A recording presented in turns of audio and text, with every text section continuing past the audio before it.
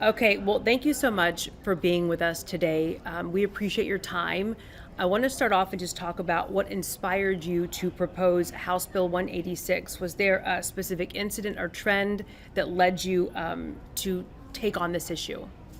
Absolutely. Well, as a parent of young kids, living in a community with 66,000 students in Frisco schools, and just talking to other parents about this trend of young people getting on social media, several years ago, I started researching this topic, and what I found is incredibly disturbing. And that is that our kids are killing themselves at a clip that we have never seen before in the history of our state. You look at self-harm rates through the roof, body image issues in girls through the roof, aggression and porn addiction in boys through the roof. And the direct correlation is with the young people that have been, over the last decade and a half, getting involved in social media, and these social media companies hooking these users on their products and taking them down these dangerous rabbit holes. And so, when you look at the statistics, it's alarming, and it's something where I believe the state ought to do something about it. Now, can you walk us through how this bill would be enforced? So, what role, as far as tech companies are concerned, we've got parents, the government. So, there's sort of three prongs here that are at play. Absolutely. So, number one, this bill states that social media companies cannot do business with minors, period. Anyone under the age of 18 would not be able to create a user account on a social media site or have a social media account on a site. That means that these social media companies would have to age verify every user that they have on their platforms. Similar to what we passed last session for pornography websites, shutting down the largest pornography website in the world by forcing them to age verify their users. Number two, it would empower parents to shut down a minor's account. If there is a minor's account on social media, that the parent would be entitled to shut that child's account down. And number three, the state would come in through new powers through the Office of the Attorney General to go after social media companies that don't abide by the criteria in the bill. Now, are there any exceptions in this bill for social media, such as if minors are using it for educational purposes, extracurricular activities? Yeah, there's really no exceptions at all in the bill. And it's because, and we did get feedback from folks who said, look, my child uses social media for sports or to get noticed on dance or band or what have you. And, the problem is that, these kids aren't just connecting with friends or people that they know on social media and only seeing that content. All of these social media accounts or platforms now have, these For You pages where, you hover for half a second over the wrong video and boom, that algorithm's going to grab you and take you down that rabbit hole, whether it's pornography, which is out there, whether it's videos showing people dying, whether it's videos about body image issues or anorexia or other mental health problems for our kids. These algorithms are so strong and they're so smart, especially now that they're using artificial intelligence, that these parents really don't stand a chance for their kids to be on these platforms because you hover for just a second. You're sad that one day, and these algorithms hook you and take you down that rabbit hole. And study after study after study shows that that's how these things work. So, opponents, I'm sure you've heard, are going to argue that this bill infringes on personal freedom, free speech, what parents have control of in their own homes. What is your response been to those concerns? Look, I think the state has an obligation to protect children from addiction and addictive devices and things. For example, there are state laws against gambling. There are state laws against drug and alcohol use and tobacco use for minors. And it's because those things are addicting. The U.S. Surgeon General came out with a warning just 2 years ago, talking about how social media is harmful to children and it deserves the warning that our cigarette companies have to put on their labels. We don't allow children to smoke cigarettes because they're addictive and because they're harmful to children. Social media is the cigarette of this generation. It is something that is just as harmful, just as addicting. And if you look at the statistics of those who smoke, 88% of those who smoke started smoking before the age of 18.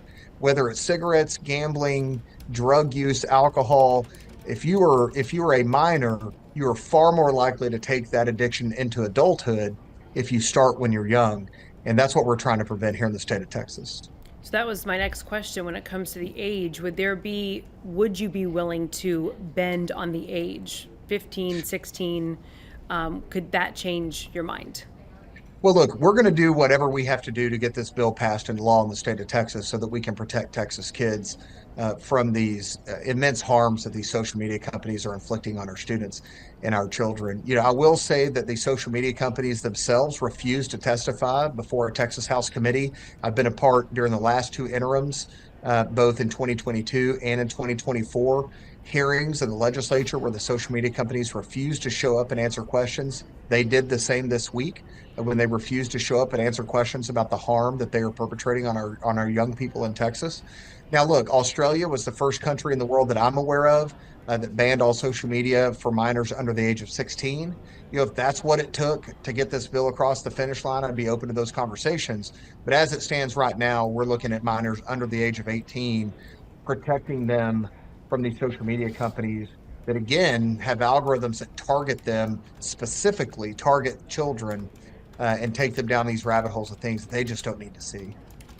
And I know you touched on this a little, but how will this legislation address those potential loopholes, right? Because I'm sure you've heard the idea that, well, I can access social media by not using age verification or some of those things. Yeah, so we're requiring of the social media companies to do exactly what we required of the porn industry last session when we shut down, Pornhub, which is the largest website in the world for pornography, to require them to verify the user's age. Just like you would have to verify if you went to a rated R movie, if you wanted to go into a liquor store, there are means out there to verify the age of the user. And if the social media company is caught with a minor accessing their platform, the Attorney General of the state of Texas is empowered through various means to go after them and hold them accountable for that. We are going to protect Texas children this session from what I believe is the most dangerous thing they have legal access to in the state of Texas, and that is social media. So, do you have bipartisan support on this? We do. We have joint authors of the bill from both parties. We have support in the committee that heard this bill this week from both parties. This is a broad bipartisan coalition of folks that are looking at a common sense solution to the thing that is inflicting more mental health harm on our children than anything else in society, and that is these social media platforms. I believe that it will pass committee very soon. I believe that it will make it to the House floor and pass, and hopefully we'll get it signed into law by Governor Abbott, who recently came out and agreed with us on this piece of legislation and is putting his office behind it as well. This is common sense. This is something I've heard from countless parents that they agree with. Parents know they need help on this issue. They don't stand a chance against these AI algorithms that are targeting their children. So, if legislation passes, how will you measure its success? Do you have any sort of metrics that you feel like, okay, this will help me determine if the ban is effective looking years down the line? Absolutely. So if you look back to 2011, some of these body image issues with our young girls, and some of these mental health problems were actually on the decline in the state of Texas back to 2011. However, they've seen an exponential increase on suicide rates, self-harm rates, body image issues. We've seen an exponential increase since 2011. What changed? These young people started accessing social media and they started going down these rabbit holes that they get taken down as it relates to these mental health issues.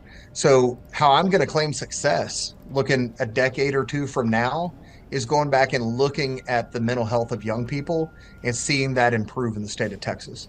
And look, young people know this too. Studies have been conducted showing Gen Z realizes that there's a problem, realizes that this is not something that's been beneficial for them. And a student newspaper at the University of Texas recently did an editorial supporting my bill. These are young people, these are college age people in their 20s that understand fully, because they're the ones that grew up with it, the harms that social media possess for them. And so I'm excited that we've got so much broad support for this bill, and I look forward to it becoming law in the state of Texas. And I'm guessing you've had these conversations with your own kids. Yes, absolutely. It's been tough, but it's been a constant conversation over time. Do you think this, if it were to pass here, would you see other states following suit? Could you see this being something that could happen at a federal level? I sure hope so. Congress hasn't passed a meaningful bill about the internet in nearly 30 years. It is past time that Congress acts on this issue. I don't know why they refuse to take action here, but they have not. Other states have kind of eaten around the edges on this, and including the state of Texas last session passed a bill working with the social media companies, trying to get them on board, took some of their language to make the bill more, have a better appetite for the bill. And then they turned around and immediately sued the state of Texas for passing that bill. We can't work around the edges on this issue. We need to take this issue head on. We need to put the mental health of our children at the same level that we put their physical well-being.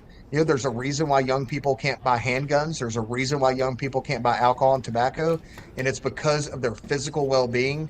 It's past time that we put their mental health at that same level, and I think we do that this session. All right. Well, thanks so much for your time. I appreciate it. It was good to chat with you. Thank you so much for having me.